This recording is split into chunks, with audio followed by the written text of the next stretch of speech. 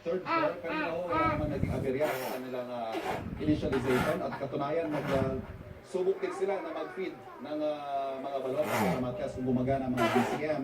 Ang kanilang naging average, 20 minutes for 10 ballots. So that's more or less the in-expect na oras na gugugulin ng bawat isang botante na ayon sa comment ay nasa 2 to 3 minutes. Ayan po.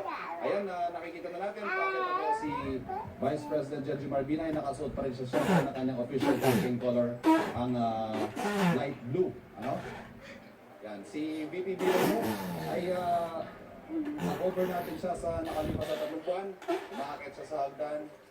Actually, ay ang paglalakad.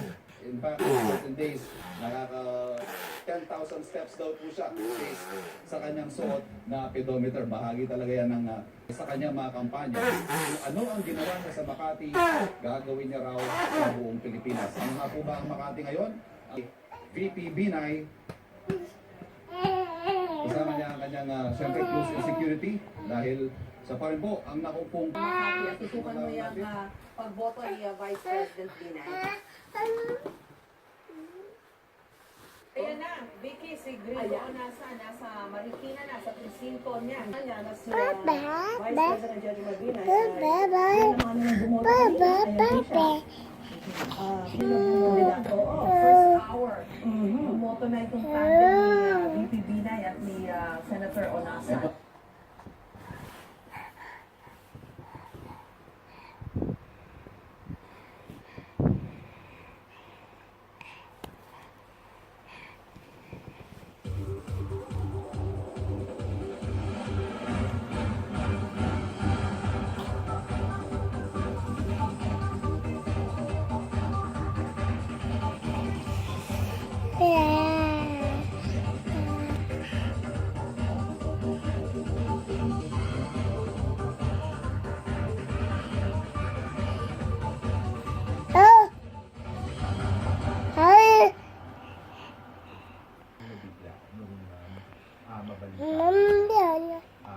Nasa ICU siya.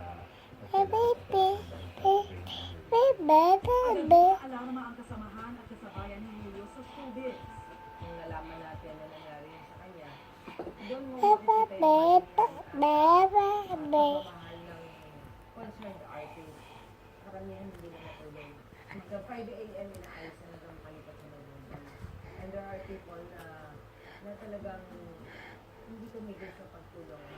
Para alamin kung ano ang nangyari. At para